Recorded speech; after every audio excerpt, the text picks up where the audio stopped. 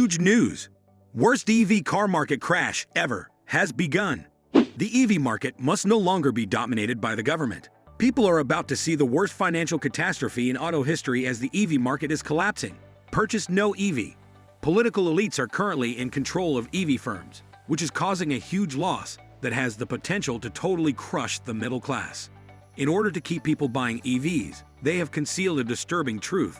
But in this video, I will reveal everything, from EVs murdering people to actual EV graveyards with thousands of cars, as well as the fact that the forced EV push has resulted in employment losses. We have enough to discuss. This could permanently alter your perception of EVs. This is precisely what transpired. The whole market for EV is collapsing. As EVs practically die in dealer lots, people are trading in their electric vehicles for gas-powered vehicles. More than 1,000 automakers have begged to never sell an EV.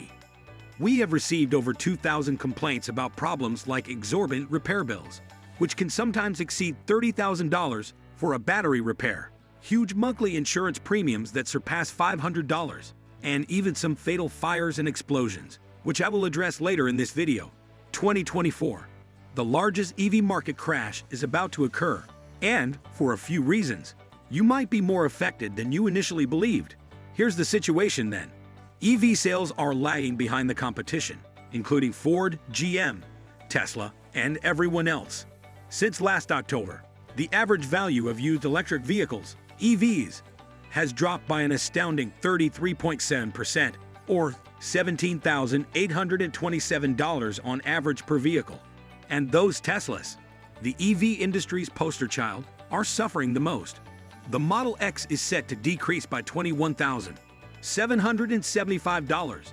The Model S and Model 3 will follow suit. It's possible that you've already seen the widely shared videos of EV graveyards, where thousands of EVs are merely stored and forgotten.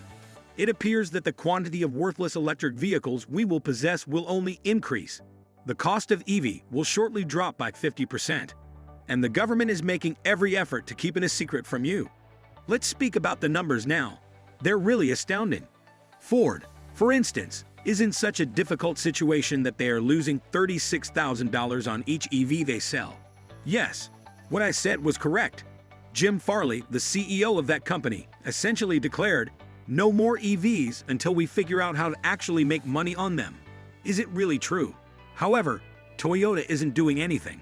Koji Sato, their new CEO, has been dabbling in the EV market with the BC series. But, hey, what do you know?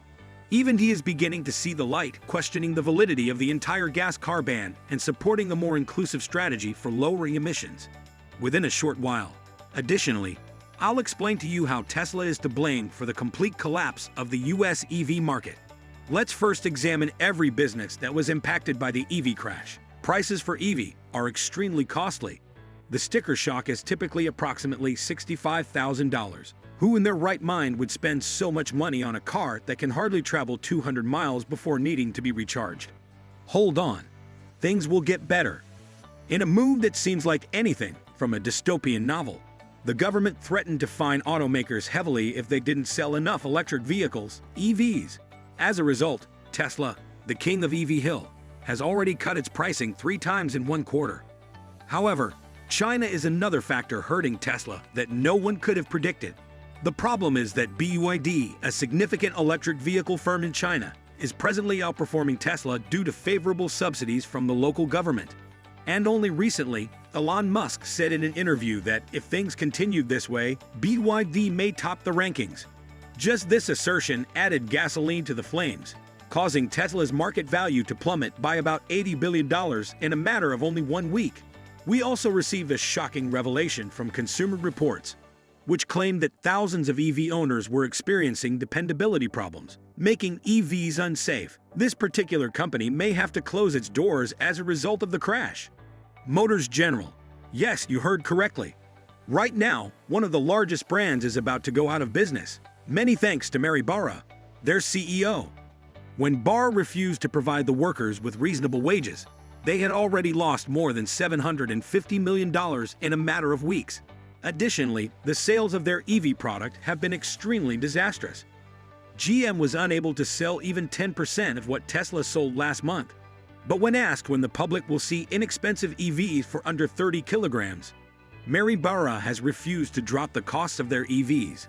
Surprisingly, GM CEOs stated that their company will not produce EVs weighing less than 30 kilograms since they are not profitable. Right now, it appears that only the Japanese are acting morally. Instead of producing EVs, they have chosen to concentrate on hybrids and alternative fuels. Okio, the head of the Toyota Group, has stated that the rare earth minerals required to produce electric vehicles, EVs, are finite and that shortages may occur soon. As a result, prices are expected to rise and attention will shift to more affordable, more accessible vehicles. Toyota has been warning about an impending catastrophe. According to him, the current paradigm used by the auto industry is about to fail, and the more electric vehicles we produce, the worse the carbon dioxide problem will get. Toyota has been an outspoken opponent of the drive toward electric vehicles, but its criticism has a cost. His passion for gas-powered motors caused him to upset too many people. Thus, he was forced to resign as CEO. Why did things go so awful, though? And why can't automakers produce reasonably priced electric vehicles? This is mostly because China imposed an export embargo on us last week.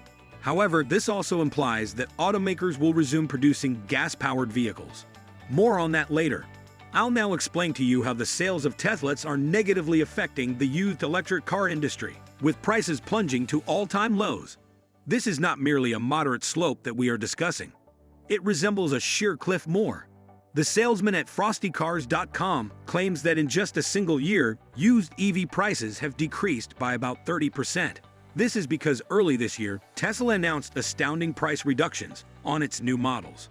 It appears as though they chose to have a fire sale, and the US electric vehicle market was unable to keep up with Tesla's aggressive price cuts. Their second-hand cars lost a great deal of value. People aren't eager to acquire an EV, despite used EVs being cheaper. This is because of some horrific stories I'll share with you. This crash is turning out to be an even greater catastrophe for those who have already bought an EEV. Let's start by discussing the charge dilemma. Imagine purchasing a brand new EV with the intention of being environmentally conscious and carrying out your civic duty. But then the truth sets in. Locating a charging station is not an easy task. When one is found, it's like hitting gold if it's functional and not too crowded. And there's the EV fire problem as well.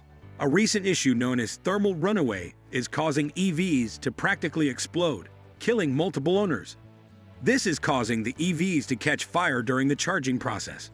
Almost 500 people stated that there was property loss and monetary damage from the EV fires, and over 100 deaths had already happened. What if I told you that buying an EV could end up costing you more money than you anticipated for gas savings? As if these issues weren't enough. Surely, insurance on an EV would be comparable to that of any other vehicle? False. These electric beauties can have exorbitant insurance costs.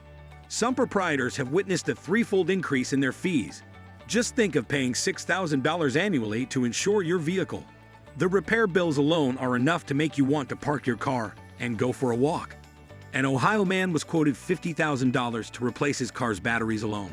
There have also been several instances where people would be better off purchasing a gas-powered vehicle rather than repairing their EV. So what's the deal? There are a few main reasons why some people are finding EVs to be such a pain. Since the technology is still young, there are still some hitches to work out.